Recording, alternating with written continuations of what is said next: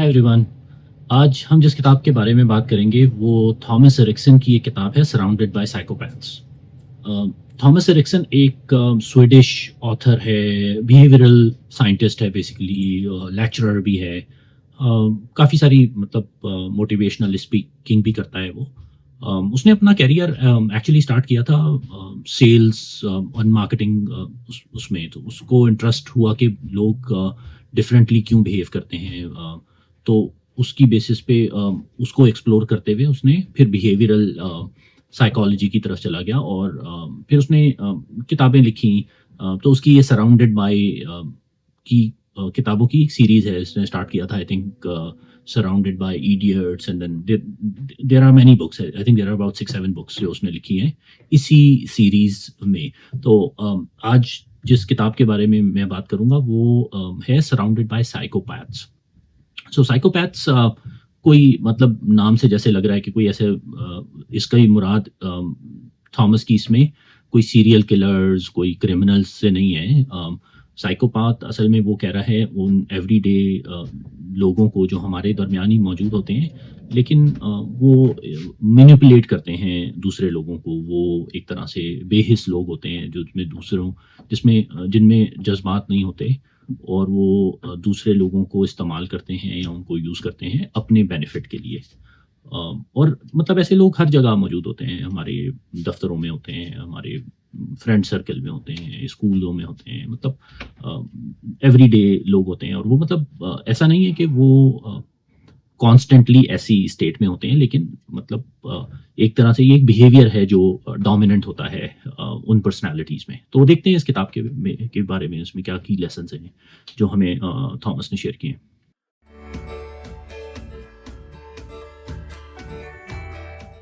अपनी पहली किताब सराउंडेड बाय इडियट्स उसमें थॉमस ने एक डिस्क कलर मॉडल पर्सनालिटीज़ का शेयर किया था। डिस्क है D is for dominance, I is for inspiring, S is for stability or stable, और C is for critical या critical thinking।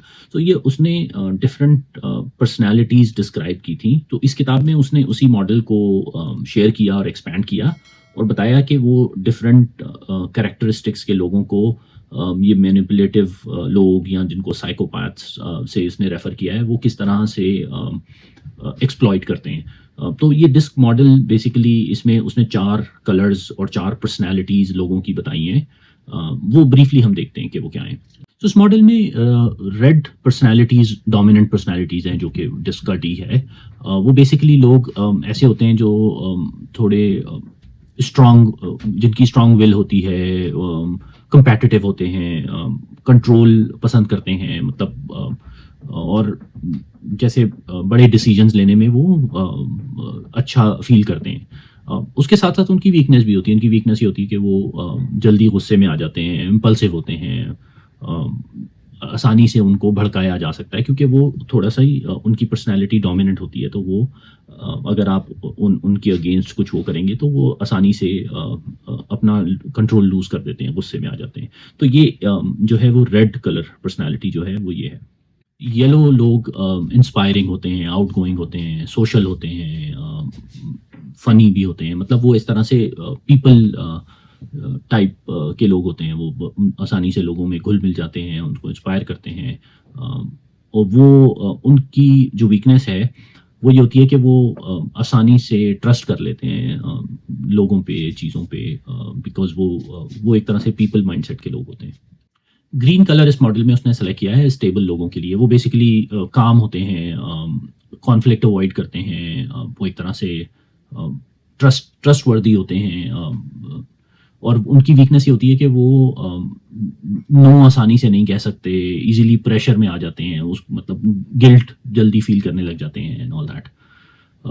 लास्टली जो ब्लू कलर है वो उन लोगों के लिए जो कि क्रिटिकल थिंकिंग करते हैं। वो एनालिटिकल माइंड होते हैं, वो बहुत ज़्यादा डिटेल्स में घुसते हैं, लॉजिकल होते हैं, वो हर चीज़ की रीजनिंग वो करते हैं। तो उन लोगों का ये है कि वो बहुत ओवर थिंकिंग करने लग जाते हैं, इजीली डिसीजन नहीं ले पाते बिकॉज वो हर चीज़ को बहुत डीपली एनालाइज करने लग जाते हैं।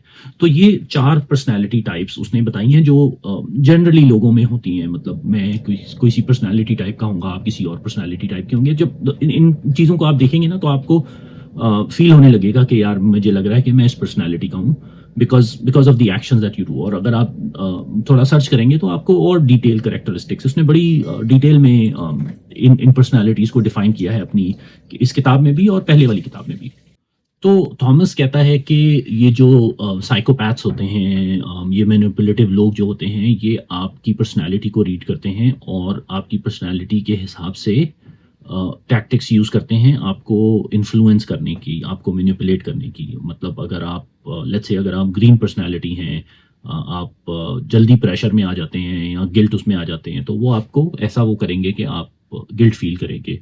मतलब कोई चीज़ उन्होंने की और आपने उस पे कोई रिएक्ट किया तो वो कहेंगे ओ मैं तो सिर्फ हेल्प कर रहा था, तुम तो बुरा मान गए। तो वो आप उल्टा गिल्ट फील करने लगेंगे कि ओ अच्छा ये तो हेल्प करने की कोशिश कर रहा था।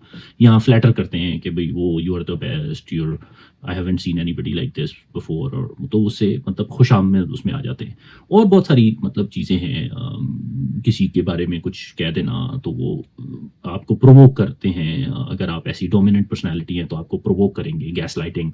बाज़ दफ़ा जो है वो फियर टैक्टिक्स वो करते हैं कि भई जल्दी डिसीजन, अगर आप मतलब बहुत स्लो हैं डिसीजन लेने में, एनालिटिकल थिंकिंग है, तो वो टाइम सेंसिटिव उसके अंदर उसको लेकर आ जाते हैं। तो अगेन इसके अंदर बहुत सारे लिस्ट है टैक्टिक्स की जो ये यूज़ करते हैं मैनिपुलेटिव लोग अपनी बात मनवाने के लिए, आपको इन्फ्लुएंस करने के लिए। तो इस किताब में थॉमस ने डिटेल से ये भी डिस्कस किया है कि हाँ हम अपने आप को कैसे प्रोटेक्ट कर सकते हैं और अपने आप को कैसे बचा सकते हैं इन मैनिपुलेटिव लोगों से। और वो बड़ी मतलब सिंपल चीज़ें हैं जो हम वैसे भी एवरीडे लाइफ में हम वो करते हैं। तो उसके लिए सबसे ज़्यादा ज़रूरी चीज़ वो ये है कि अवेयरनेस सबसे ज़्यादा ज़रूरी चीज़ है। समझना, अपने आप को भी समझना, सिचुएशन को समझना, दूसरों को समझना। तो वो जब हम एक काम माइंड के साथ, एक ओपन माइंड के साथ हम ऑब्ज़र्व करेंगे तो हम चीज़ों को समझेंगे। तो सबसे पहली चीज़ तो ये है कि आप अपने बारे में या अपने वीक स्पॉट के बारे में आप अवेयरनेस रखें। मतलब अगर आप इन पर्सनैलिटीज़ को रिव्यू करें तो आपको पता चल जाएगा ओके मैं इस टाइप की पर्सनैलिटी हूँ। तो आपके वीक स्पॉट्स क्या हैं, आप उनको ज़हन में रखें, उनको आपको पता हो कि भाई ये मेरे वीक स्पॉट्स हैं। दूसरी चीज़ उसने ये बताई है कि जो भी आप डिसीजंस ले रहे हैं उसको रश नहीं करें, उसके बारे में तहम्मुल से सोचें, अचानक फ़ैसला नहीं करें। क्योंकि बाज़ दफ़ा ये जो लोग मैनिपुलेट करते हैं वो फ़ियर टैक्टिक्स यूज़ करते हैं और आपको रश करते हैं डिसीजन लेने के लिए। क्वेश्चन करें, जो भी चीज़ें आप देख रहे हैं, ऑब्ज़र्व कर रहे हैं, मतलब आँखें बंद करके यकीन नहीं करें। वो भी एक तरह से अपने आप को प्रोटेक्ट करने की वो तरीका है।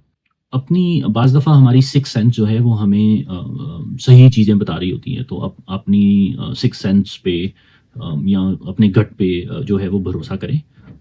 और अगर आपको कोई चीज़ ठीक नहीं लग रही तो उसमें कुछ ना कुछ गड़बड़ होगी, तो उस पे आप ज़्यादा इवैल्यूएट उसको करें। मतलब अगर आपका दिल कह रहा है कि नहीं यार कुछ गड़बड़ है, तो हो सकता है आप उसको इन्वेस्टिगेट करें।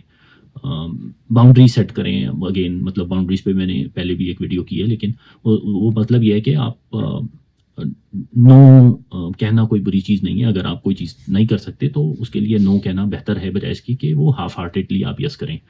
तो वो भी आप अपने लिए और दूसरों के लिए बाउंड्री सेट करते हैं। और लोगों के एक्शंस को ऑब्जर्व करें। आप देखें कि लोग किस तरह से बिहेव कर रहे हैं, ना कि किस तरह से बात कर रहे हैं। क्योंकि बात करना जो है वो बहुत टॉपिकल होता है। वो बहुत सारे लोग जो हैं वो बहुत बड़ी-बड़ी बातें करते हैं, लेकिन actions always speak louder than word. तो अगर आप ये चीज़ें ऑब्जर्व करेंगे अपने अंदर भी और दूसरों के अंदर भी, तो आप आसानी से मैनिपुलेट नहीं होंगे। तो बेसिकली इस किताब में एक तो उसने रिकैप किया है अपनी पुरानी किताब से उन पर्सनैलिटीज़ को, उसको दोबारा से डिफ़ाइन किया है और डिस्क पर्सनैलिटीज़ को प्रॉपरली। फिर उसने ये बताया है कि अगर डिफरेंट टाइप ऑफ पर्सनैलिटीज़ में लोग किस तरह से आपको मैनिपुलेट कर सकते हैं वो आइडेंटिफाई किया है, और फिर उससे बचने के तरीके भी बताए हैं। तो एक बहुत अच्छी किताब है, आपको मतलब जनरल लिविंग बिहेवियर सिखाती है विद इन द कम्युनिटी। बहुत सारी चीज़ें ऐसी हैं जो हमें जनरली पता भी होती हैं, हमें आइडिया होता है, लेकिन वो एक तरह से उसको वैलिडेट करती है ऐसी किताबें, ऐसा लेसन। तो मुझे बहुत मज़ा आया ये किताब पढ़ने में। आपको भी अगर मौका मिले तो ये किताब ज़रूर पढ़ें, और इसके किताब के जो लेसन मैंने इस वीडियो में शेयर किए हैं उस पर गौर करें और उनको फॉलो करें। And I hope you will enjoy following these. Thanks.